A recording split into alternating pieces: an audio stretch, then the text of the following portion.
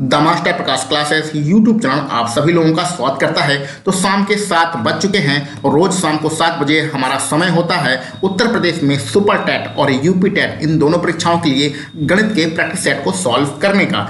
तो हम लोग आज का अपना प्रैक्टिस सेट लेकर आपके सामने उपस्थित हैं, जिसमें हम लोग 10 प्रश्नों को सॉल्व करेंगे। और इस गणित के प्रैक्टिस सेट को लगाने के हमारे कुछ उद्देश्य हैं, जो कि हम लोग प्रत्येक वीडियो लेक्चर में बताते ही हैं। आज यहाँ पर हम लोग इसको नहीं बताएंगे, आप सब लोग यहाँ पर जो हमारे मेन उद्देश्य हैं उसको समझ चुके होंगे।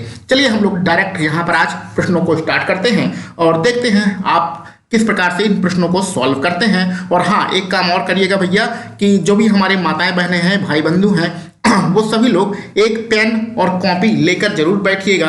आपको कुछ नया अगर सीखने को मिले इन प्रैक्टिस सेट में तो उसको आप लोग सभी लोग नोट कर लीजिएगा अपनी कॉपी पर। और ऐसा लगातार 3 से 4 महीने तक आप लोग करेंगे तो यकीन मानिए गणित में आप बहुत ही बेहतरीन स्टूडेंट बन जाएंगे। और हाँ, एक चीज और बताना चाहेंगे कि ये जो सारे प्रश्न हैं ये आपके चक्षु पब्लिकेशन की बुक से लिया गया है, जिसके प्रैक्टिस सेट को हम लोगों ने अपने जो प्रैक्टिस सेट वाली सीरीज है वहां पर सॉल्व कराया है। ठीक है, तो 150 प्रश्नों का प्रैक्टिस सेट की जो सीरीज है, जो हमारे वीडियो है, वहां पर हम लोगों ने चक्षु पब्लिकेशन को सॉल्व करा दिया है और वहीं से ये गणित के प्रश्न लिए गए हैं। पहला प्रश्न आपके सामने है, आप सभी लोग इसको देख चुके होंगे, बहुत सारे हमारे भाई बंधु इसको सॉल्व भी कर चुके होंगे। चलिए इसको बहुत सॉल्व करते हैं। 70 का मतलब होता है गुणा कितने प्रतिशत को हम लोग मान लेते हैं x प्रतिशत। 46 सही 1/5 है तो बराबर 46 सही 1/5। छोटा सा समीकरण बनेगा, उसको हम लोग लिख लेते हैं। 70 का मतलब होता है गुणा कितने प्रतिशत, हम लोग x प्रतिशत मान लेते हैं। कितनी वैल्यू है 46 सही 1/5। तो 5 का जब 46 में गुणा करेंगे तो 5 छक्के हो जाएगा 30, यानी कि 0, और 5 चौक 20 हो जाएगा 23, और यहाँ पर 1 जोड़ेंगे तो हो जाएगा 231। तो इसकी वैल्यू कितनी आएगी 231। और नीचे कितना है भैया 5। इसको सॉल्व करना है, छोटा सा सवाल है, इसको सॉल्व करके तुरंत आप अपना आंसर निकाल लीजिए। x में जब प्रतिशत का निशान हटाते हैं तो नीचे कितना आ जाता है, नीचे आपका 100 आ जाता है, ये 231 हो जाएगा। और नीचे आपका 5 है, इसको सॉल्व करिए, यहाँ 0 से 0 आप कैंसिल आउट कर दीजिए। और 7 से उधर वाली संख्या जो कि 231 लिखी है उसको कैंसिल आउट करिए, 7 एकम 7 और 7 तिरके 21 और 2 बचेगा, फिर 7 तिरके 21 कुछ बचा। हाँ, ये 5 से 10 कैंसिल आउट करिए, 5 दूनी 10, 2 का सीधा 3 गुणा 33 में होगा तो x बराबर हो जाएगा 66। कहाँ पर है, विकल्प सी आपका यहाँ पर बिल्कुल सही है। बच्चों वाला प्रश्न था, बहुत ज़्यादा इसमें दिमाग लगाने की आवश्यकता नहीं है। इस प्रैक्टिस सेट के जो पहले 10 प्रश्न थे वो हम लोगों ने सॉल्व किए हैं। एक सुपर टेट के एक पेपर में 20 प्रश्न आते हैं, तो पहले वाले जो 10 प्रश्न थे उसको पिछले वाले प्रैक्टिस सेट में हम लोगों ने सॉल्व किया था। यहाँ पर बाकी के बचे हुए 10 प्रश्न आपको यहाँ पर लिए गए हैं। आगे पढ़ते हैं, किस संख्या का 33% 11 होगा। तो भैया किस संख्या का 33%, 33 सही 1/3 प्रतिशत का मतलब होता है 1/3। 33 सही 1/3 प्रतिशत का मतलब होता है 1/3। तो किस अगर हम यहाँ पर ये ना कहें, प्रतिशत ना कहें, तो हम ऐसा भी कह सकते हैं कि किस संख्या का 1/3 11 होगा। तो भैया 33 का जब हम लोग 1/3 करेंगे तो 11 होगा, क्योंकि 1/3 जो वैल्यू होती है वो 33 सही 1/3 के बराबर होती है। ये प्रतिशत में वैल्यू दी गई है और ये भिन्न में वैल्यू दी गई है। ठीक है, अगर आपको ये पता है तब तो आपका मौखिक आंसर आ गया। अगर नहीं पता है तो किस संख्या का मान लीजिए x का मतलब होता है गुणा 33 सही 1/3 बराबर 11। आंसर हमारा आ चुका है। लेकिन अगर आपको ये बात नहीं पता है कि 33 सही 1/3 प्रतिशत की जो वैल्यू होती है वो भिन्न में 1/3 होती है, तो हम लोग इसको ऐसा भी कह सकते हैं कि किस संख्या का 1/3 11 होगा। तो स्वाभाविक सी बात है 1/3 मतलब उसका तिहाई भाग। तो 33 का जब तिहाई करेंगे तभी तो आपका 11 आएगा। ये पता है तो आपका मौखिक आंसर आ गया, नहीं पता है तो सॉल्व कर लेते हैं। यहाँ प्रतिशत का निशान लगेगा, सॉल्व करते हैं। x गुणे 3 का 33 गुणा करेंगे 99 आएगा, 99 का ऊपर 1 में जोड़ेंगे तो हो जाएगा 100 और बटे कितना रहेगा 3। ये प्रतिशत का निशान हटाएंगे तो नीचे कितना आ जाता है, नीचे भैया 100 आ जाता है, बराबर कितना है 11। इसको सॉल्व कर लो, ये 100 से 100 कट गया और 3 का आपका सीधा 3 गुणा होगा 11 में, कितना आ जाएगा 33। विकल्प सी आपका यहाँ पर बिल्कुल सही है। आगे बढ़ते हैं अपने अगले प्रश्न पर। साधारण ब्याज की एक निश्चित दर से कोई धन 10 वर्ष में अपने का 3 से 1/2 गुना हो जाता है। ब्याज की दर ज्ञात करिए। चलिए, साधारण ब्याज का ये प्रश्न है, इसको आप लगा के सॉल्व कर सकते हैं, कोई दिक्कत की बात नहीं है। फार्मूला आपको पता है, फार्मूला लगा के आप इसका आंसर निकाल सकते हैं। यहाँ पर हम आपको कुछ नया तरीका बताने की कोशिश करते हैं कि जब आपको मूलधन नहीं पता है, मूलधन ना पता हो, तो भैया जो मूलधन होता है उसे आप हमेशा 100 रुपया माना करिए। ठीक है, तो हम यहाँ पर देखिए, और 100 रुपया है और साधारण ब्याज की दर से निश्चित कोई धन अपने से 3/2 गुना हो जाता है। यानी कि पहले 100 रुपया था, अब कितना हो गया? 100 का 3/2 गुना हो गया है, यानी कि 300/2 हो गया है। ठीक है, तो इसको अब अपने तरीके से हम आपको समझाने की कोशिश करते हैं, और आपको इसको जो फार्मूला होता है वो आपको पता है, फार्मूला लगा के आप आंसर निकाल सकते हैं। लेकिन हमने कहा कि यहाँ अगर आपको मूलधन, मिश्रधन, ब्याज ये सब ना दिया गया हो, तो आप ऐसी कंडीशन में मूलधन को 100 रुपया माना करिए। तो मूलधन को जब 100 रुपया मानेंगे तो इस प्रश्न को एक अलग तरीके से हम आपको सॉल्व करके बताते हैं। मान लीजिए मूलधन हमारा 100 रुपया है, समय कितना लगा? समय आपका 10 वर्ष लगा है, समय आपका 10 वर्ष लगा है। तो 10 वर्ष में रुपया कितना हो गया ये हमने निकाला है, 300/2 हो गया। ठीक है, तो 3/2, 100 का 3/2 गुना करेंगे तो 300/2 हो गया। तो हमारा ब्याज कितना आया है? ब्याज जरा निकाल लीजिए, ब्याज कितना आया है? तो बाद में आखिरी जो हमारा मिश्रधन है वो 300/2 है, और मूलधन हमारा 100 रुपया है। जब घटाएंगे तो हमारा ब्याज निकल आएगा। इसको घटाएंगे, आपको पता है, दो यहाँ पर एलसीएम लेंगे, 2 का 100 में गुणा करेंगे 200 हो जाएगा। 300 में से 200 घटाएंगे तो आपका 100 रहेगा, और नीचे आपका 2 रहेगा, तो कितना आएगा? 50 रुपया। कितना आएगा भैया? 50 रुपया। अब आपको अगर दर निकालना है, आपको क्या निकालना है? दर। दर की वैल्यू होती है आर, जो कि प्रतिशत में वैल्यू होती है, ये निकालना है। तो जो आपका ब्याज आया है, जो आपका ब्याज आया है उसमें सिर्फ समय का भाग कर दीजिए, सीधा सीधा आपका आंसर आ जाएगा। तो ब्याज कितना आया है? 50 रुपये आया है। समय कितना है? 10 वर्ष है। भाग कर देंगे तो सीधा सीधा आपका 5% आंसर आ जाएगा। ठीक है, तो 5% हमारा विकल्प ए बिल्कुल सही है। तो इस प्रश्न को आप फार्मूले से भी सॉल्व कर सकते हैं, जो कि साधारण ब्याज का फार्मूला होता है, लेकिन वो थोड़ा दिक्कत भरा था, इसलिए यहाँ पर हमने इस नए तरीके से प्रश्न को सॉल्व करने की कोशिश किया है। और अगर आपको इस प्रकार का कोई भी प्रश्न मिले तो आप इसी तरीके से सॉल्व करिएगा, आसानी से आंसर आ जाता है। हमेशा मूलधन को 100 रुपया में मानिएगा, जो आपका मिश्रधन है वो 3/2 गुना हो जाता है, यानी 300/2 हो जाता है। ब्याज कितना होगा? मिश्रधन में से मूलधन घटाएंगे तो हमारा ब्याज आ जाएगा। ब्याज कितना निकला? 50 रुपया निकला। और समय कितना है? 10 वर्ष है। अब आपको दर निकालना है, दर मतलब आर की वैल्यू आपको निकालना है। दर निकालने के लिए जो आपको ब्याज अभी अभी आपने निकाला है उसमें समय का भाग कर देंगे तो आपका दर निकल आएगा। उम्मीद है ये तरीका आपको बिल्कुल समझ में आ गया होगा, और अगर आपको ये बिल्कुल नया तरीका लगा है तो कॉपी पेन लेकर उसको कॉपी पर नोट कर लीजिएगा। जब भी आगे इस प्रकार के प्रश्न मिलें तो इसी तरीके से सॉल्व करिएगा। इसमें ज़्यादा जो है दिमाग लगाने की जरूरत नहीं है, कॉमन सेंस से हमारा प्रश्न सॉल्व हो जाता है। आगे बढ़िए अपने अगले प्रश्न पर। सेम उसी प्रकार का हमारा दूसरा प्रश्न है। सेम उसी प्रकार का हमारा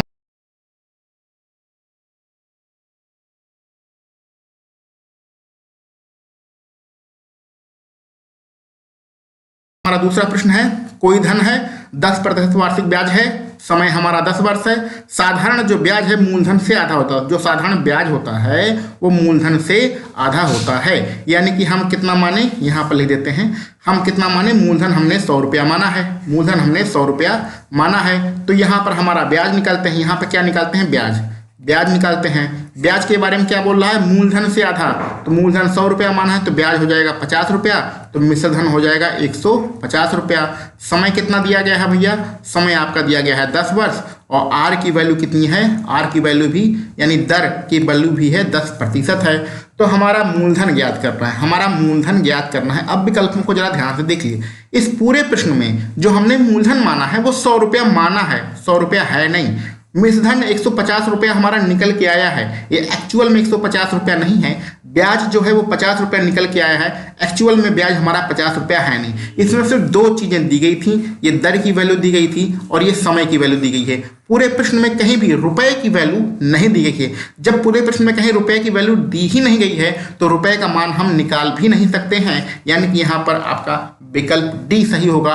आंकड़े पर्याप्त नहीं है, कम से कम एक मान तो रुपए का देना चाहिए था, चाहे ब्याज वाला दे देता, चाहे मिश्रधन वाला दे देता, चाहे मूलधन वाला दे देता, कोई भी अगर एक मान हमारा रुपए वाला देता तो हमारे रुपए की वैल्यू निकल आती। रुपया क्या था? मूलधन। मूलधन हमें निकालना था, यानी रुपया निकालना था, तो रुपए की वैल्यू हमें निकल आती। कुछ तो देना चाहिए था, लेकिन यहाँ पर कुछ भी नहीं दिया गया है। इस दर से और इस समय से आप मूलधन नहीं निकाल सकते हैं, यानी कि यहाँ पर आपका विकल्प डी सही होगा। इस प्रश्न में ज़्यादा दिमाग लगाने की कोई आवश्यकता नहीं है। पिछले वाले तरीके से हमने यहाँ पर प्रश्न करने की कोशिश किया। अगर हमें दर निकालना होता तब तो हम निकाल लेते, लेकिन हमें रुपया निकालना यानी मूलधन निकालना है।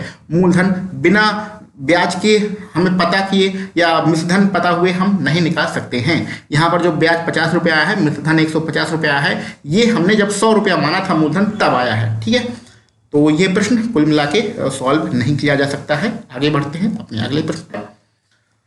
बेहतरीन प्रश्न आपके सामने है, इसको जरा ध्यान से पढ़िए। किसी वस्तु को 1024 में बेचने पर दुकानदार को 20% की हानि होती है। उस वस्तु को अगर 1472 रुपये में बेचें तो कितने प्रतिशत का लाभ होगा? चलिए थोड़ा समझिए बुझिए किस प्रकार से प्रश्न को सॉल्व करेंगे। देखो भैया, हम लोग बार बार, अगर आप लोगों ने पिछली हमारी वीडियो लेक्चर देखा होगा तो ये एक बाहुबली मेथड की बार बार हम बात करते हैं। अब ये एक खतरनाक प्रश्न है। अगर आप इसको साधारण तरीके से लगाने की कोशिश करेंगे तो ये एक खतरनाक प्रश्न आपके लिए बन जाएगा। कैलकुलेशन भी बहुत लंबी चौड़ी हो जाएगी। लेकिन अगर आप लोगों ने हमारा बाहुबली मेथड पढ़ा होगा, समझा होगा वो किस प्रकार से अप्लाई किया जाता है, तो इस प्रश्न को आप चुटकियों में लगा लेंगे। चलिए उसी तरीके से आपको बताने की कोशिश करते हैं।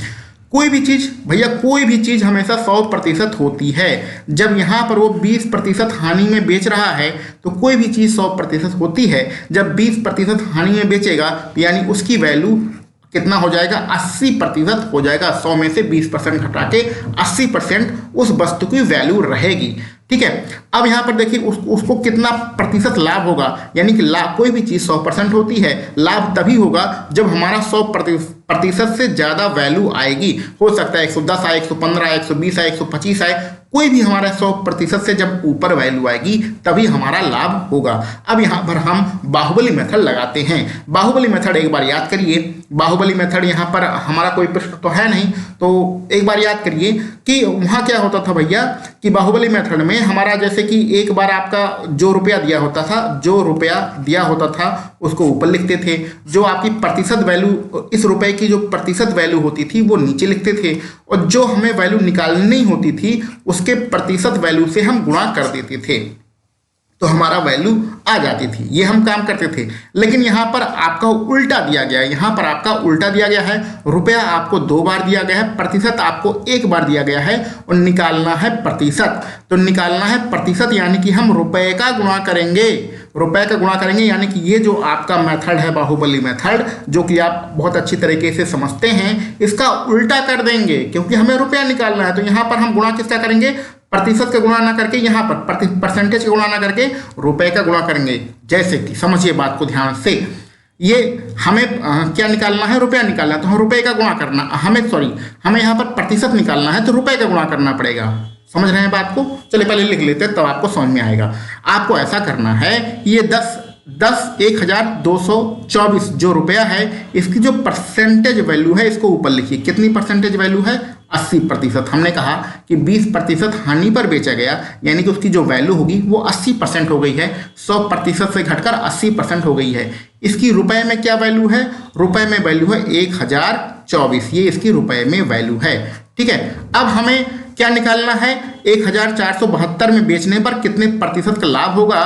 तो जो हमें निकालना है उसका गुणा कर देंगे। 1472 का यहाँ पर हम लोग गुणा कर देंगे तो हमारा जो आंसर आएगा वो प्रतिशत में आएगा। ठीक है, जैसे कि यहाँ पर जब ऊपर नीचे प्रतिशत का गुणा करते थे तो हमारा जो आंसर आता था वो रुपए में आता था। यहाँ हमने ऊपर नीचे रुपए का गुणा किया है तो जो हमारा आंसर आएगा वो प्रतिशत में आएगा। बात आप समझ गए? ये जो पुराना वाला तरीका था, एक बार रुपए की वैल्यू लिखते थे, उसके नीचे उसका प्रतिशत वैल्यू लिखते थे, फिर परसेंटेज से ही गुणा करते थे तो हमारा आंसर रुपए में आता था। इसका हमने उल्टा कर दिया है कि ऊपर प्रतिशत की वैल्यू लिखी है, उसकी रुपए में जो वैल्यू थी वो नीचे लिखी, और जो रुपए की वैल्यू निकालनी थी उस रुपए से गुणा कर दिया तो हमारा जो आंसर आएगा वो प्रतिशत में आएगा।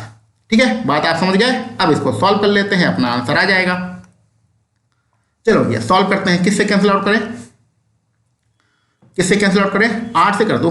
तो 8 एकम 8, और 2 बचेगा, हो जाएगा कितना 22, तो 8 दूनी 16, 8 दूनी 16 कितना बचा 6 और 8 अठाई 64। इसको 8 से कैंसिल आउट करते हैं तो 8 एकम 8 और के बचेगा 6, हो जाएगा 67, 8 अठाई 64 बचेगा 3, 8 चौके 32। फिर 8 से कैंसिल आउट करें तो 8 एकम 8 4, 8 छके 48 और यहाँ पर 8 दूनी 16 और 8 दूनी 16 है, 2 बचेगा और 8 त्रिक 24, 16 पंचे 80 और 5 का 23 में गुणा करेंगे तो 5 के 15 के 5 हासिल आएगा 1 और 5 दूनी 10, 10 1 11, 115%।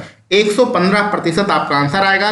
उसको जो उसकी जो वैल्यू होगी, जो वस्तु की वैल्यू होगी वो 115% है। आप बात को ध्यान समझ रहे हैं। जो हमने 80% लिखा था वो वस्तु की वैल्यू है, वस्तु का मान है, ठीक है। तो हमारा अब वस्तु का मान कितना आ रहा है, 15% आ रहा है। यानी कि कोई भी वस्तु 10% होती है, अगर उसकी वैल्यू 115% हो गई है यानी उस पर लाभ हो रहा है। कितना प्रतिशत का लाभ हो रहा है, 15% का लाभ हो रहा है। तो ये हमारा प्रश्न यहाँ पर इस प्रकार से सही होगा। बात आप समझ गए। लाभ कितना हो रहा है भैया, 15%, क्योंकि वैल्यू कितनी आ रही है, 115% आ रही है। इस प्रकार आपका जो लाभ होगा वो आपका लाभ होगा 15%। कहाँ पर है, कौन से विकल्प में है, कहाँ पर है भैया, पहला वाला विकल्प आपका बिल्कुल सही है। तो एक लाइन का ये प्रश्न था। अगर आप ये तरीका समझ गए हैं तो एक लाइन में इस प्रश्न को सॉल्व कर लेंगे। अगर आप ये तरीका नहीं समझ पाए हैं तो फार्मूला वगैरह लगाएंगे तो लंबा चौड़ा कैलकुलेशन हो जाएगा। चलिए आगे बढ़ते हैं अपने अगले प्रश्न पर। हाँ, अगर कुछ नहीं समझ में आ रहा है तो कमेंट बॉक्स में जरूर बताइएगा, प्रश्न को दोबारा भी समझाने की हम कोशिश करेंगे। आगे बढ़ते हैं। 12 वस्तुओं का क्रय मूल्य 9 वस्तुओं के विक्रय मूल्य के बराबर है। तो क्रय मूल्य को भैया हम लोग मान लेते हैं x, हमेशा मानते हैं x। विक्रय मूल्य को मान लेते हैं y, ठीक है।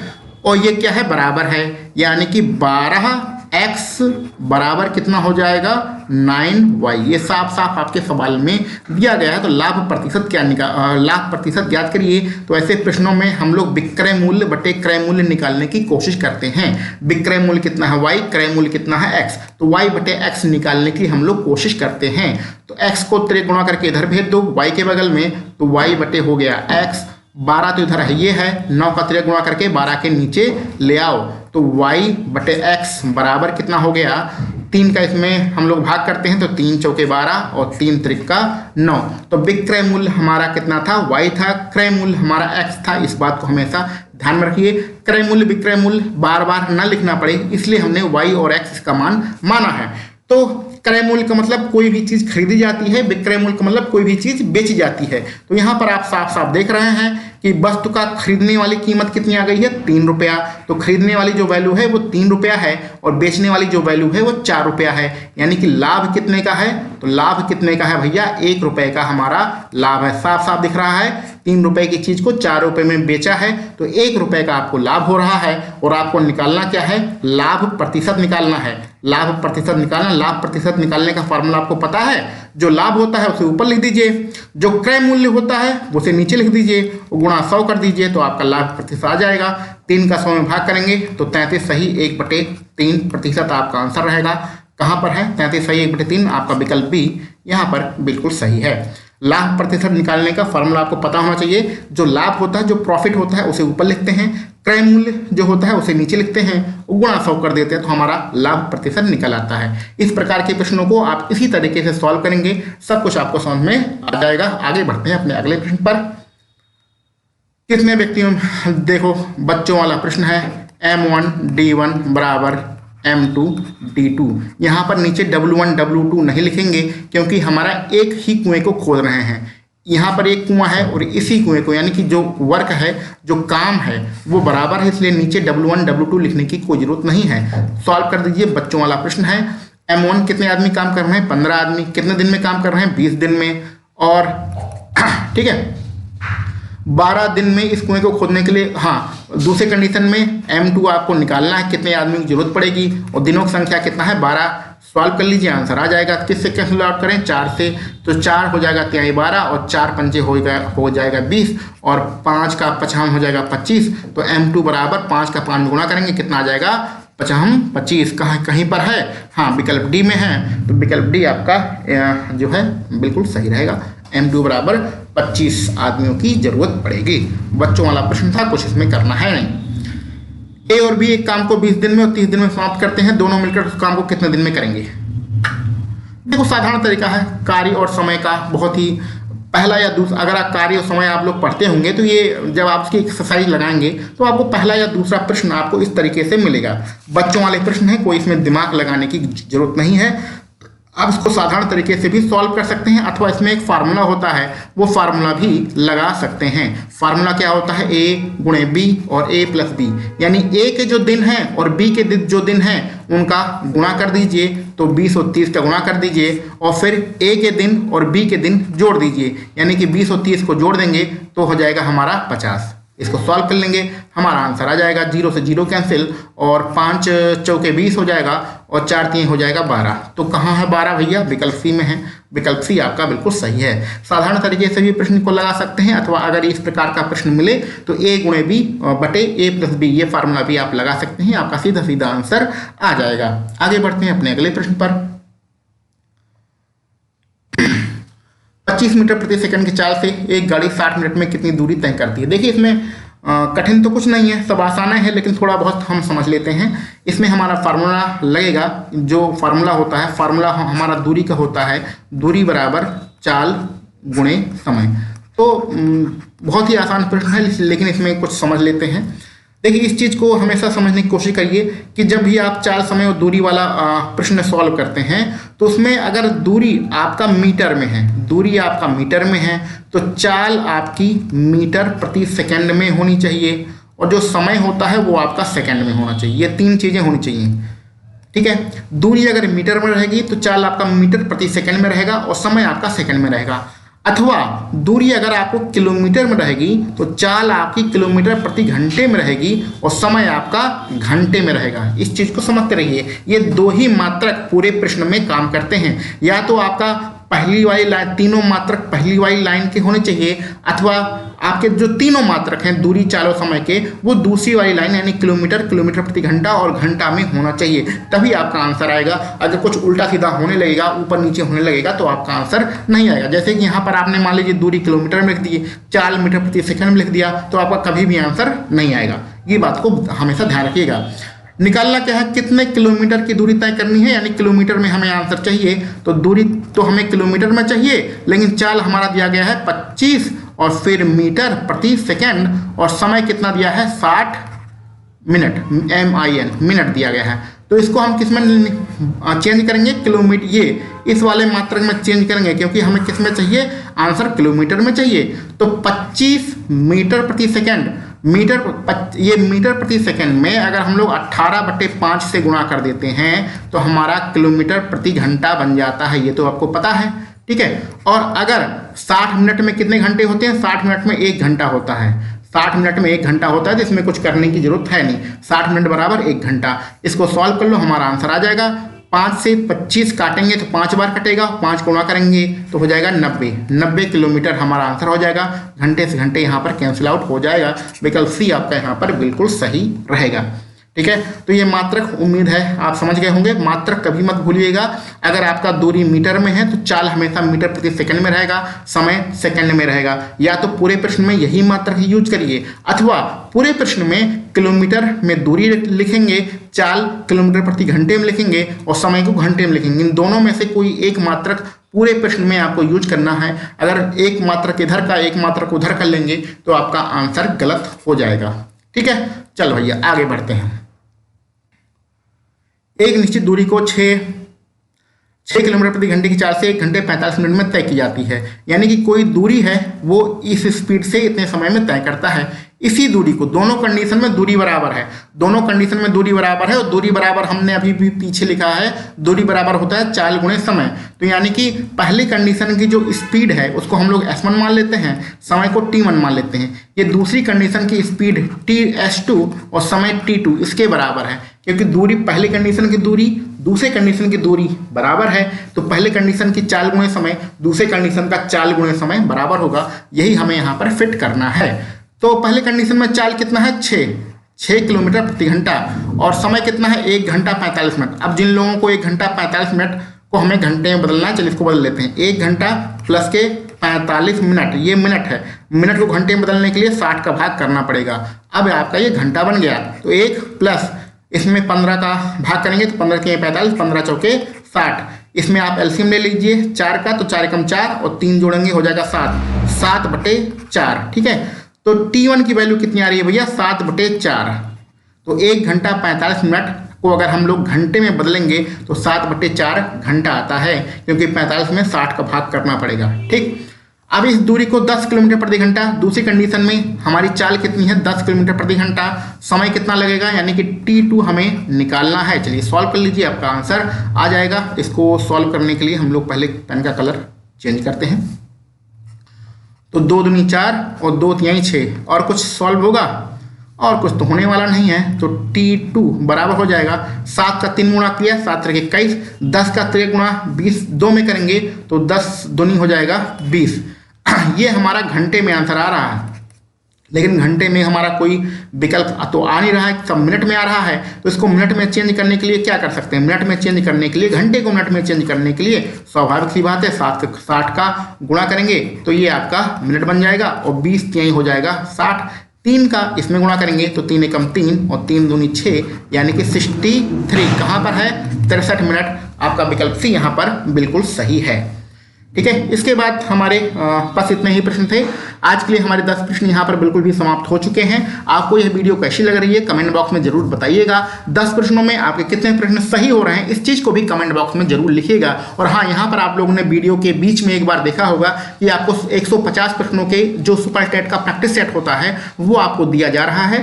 तो अगर आप उस प्रैक्टिस सेट को पाना चाहते हैं, जो भी मार्केट में उपलब्ध आपके प्रैक्टिस सेट हैं वो आपको उपलब्ध कराए जा रहे हैं, और ढेर सारे, कम से कम 250 नहीं 300 350 आपको प्रैक्टिस सेट परीक्षा होने तक धीरे धीरे सब दे दिए जाएंगे। तो उस प्रैक्टिस सेट को ज्वाइन कर लीजिए, आपको बहुत ज़्यादा फायदा मिलेगा। अपने दोस्तों में, मित्रों में, जो भी आपके भाई बंधु हैं और सुपर टेट की अथवा यूपी टेट की तैयारी कर रहे हैं, उनमें भी यह वीडियो शेयर करिएगा। ये सब आपका ही परिवार है, और जब तक आप सभी लोग सहयोग नहीं करेंगे तब तक आपका यह द मास्टर प्रकाश क्लासेस का जो यूट्यूब चैनल है ये कैसे आगे बढ़ेगा। तो आप सब लोग हमारी ताकत है, हमारा जितना भी मोटिवेशन है आप लोगों से ही मिलता है। तो कमेंट करिए, वीडियो को शेयर करिए और हमारे साथ लगातार बने रहिए। हम आपको इसी प्रकार से मैथ पढ़ाते रहेंगे। चलिए मिलते हैं हम लोग अपने अगले किसी वीडियो लेक्चर में। आप सभी लोगों को वीडियो देखने के लिए बहुत बहुत धन्यवाद।